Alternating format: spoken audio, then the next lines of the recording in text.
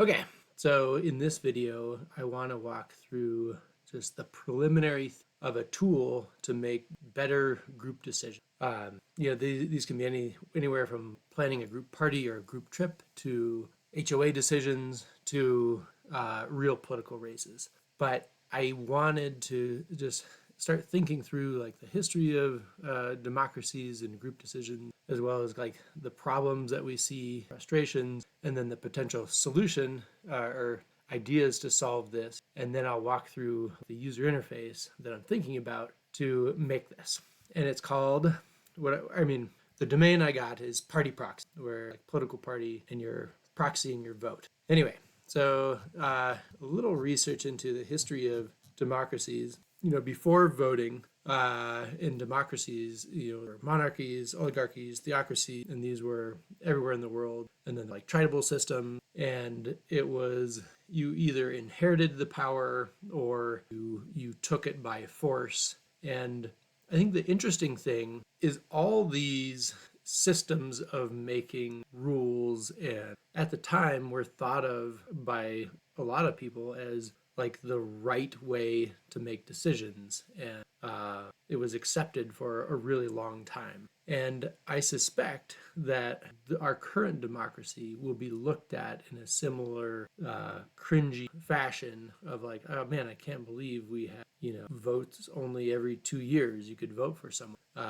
Type of antiquated view, backward-looking view. And so there are different types of democracies. Democracy was experimented with in ancient Greece, but really didn't become popular.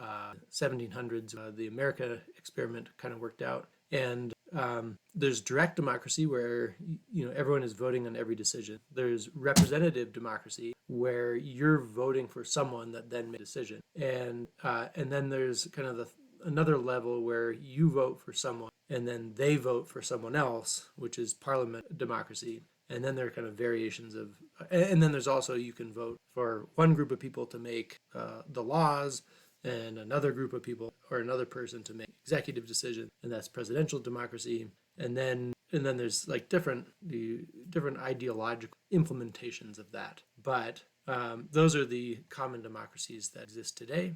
And since these were experimented with before technology, for the most part, digital tech, everything had to be, in order for it to be functional, you had to be designed around people having to go to a specific place and vote verbally or vote with a piece of paper. And we didn't have computers where you can vote from your house and know a lot more people and instantly have information go from one place to the other. And there's this concept called that I've heard described as liquid democracy, which is a way that votes can be delegated not through a single representative, but by topic. The way I understand it works, the way that I understand liquid democracy, for any vote you can vote on, and that would be a direct. You can also, for any vote, elect someone else to make that decision, and then you could also program it so that specific topics are going to one person you trust,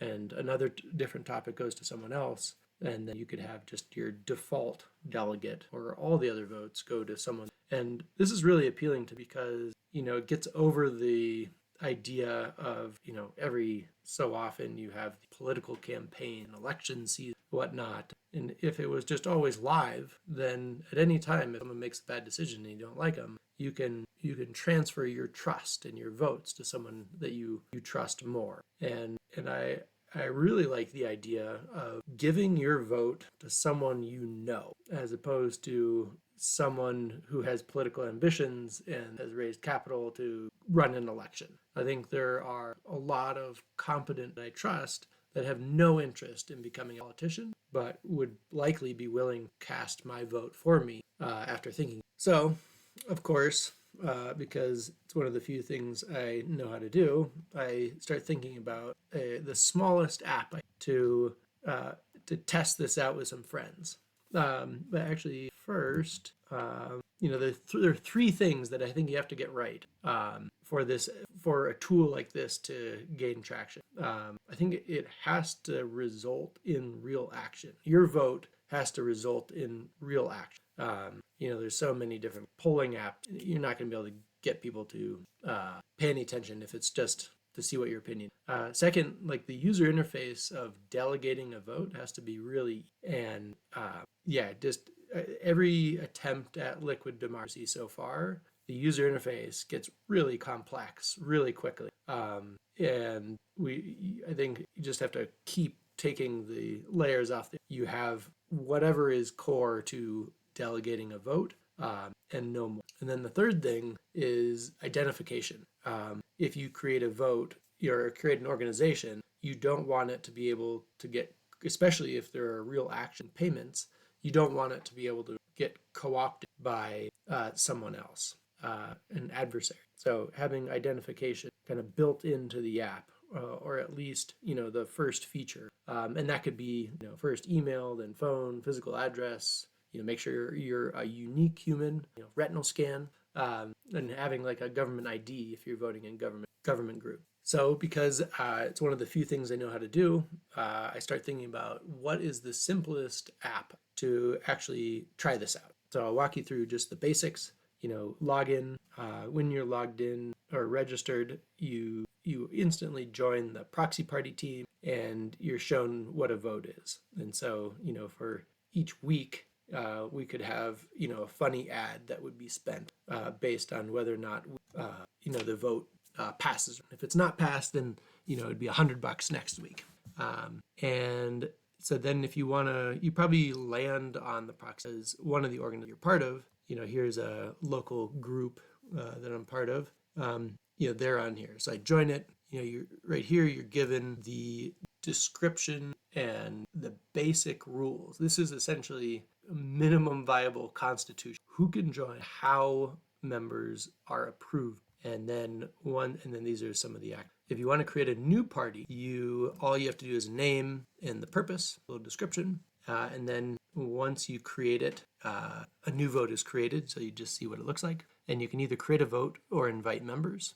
And if you click delegate, you are sent to enter an email of who to delegate this vote. Now that I think about it, delegating individual votes is really inefficient and maybe shouldn't be part of the first version. And then when you create a vote, and all we have right now is a yes/no question and when the date is to be decided. So the delegates is the key part of this. And the way that I think this could be possible would be relying on AI for topics. These are your delegates, and your default delegate is Ricky Bobby, and you have also delegated Billy Bosch for topics that answer yes to, does this affect the finances? And so the way this would work is the vote and the vote description would be sent to ChatGPT and asked, does this affect the finance? If it does, then Billy Bosch. And if two topics were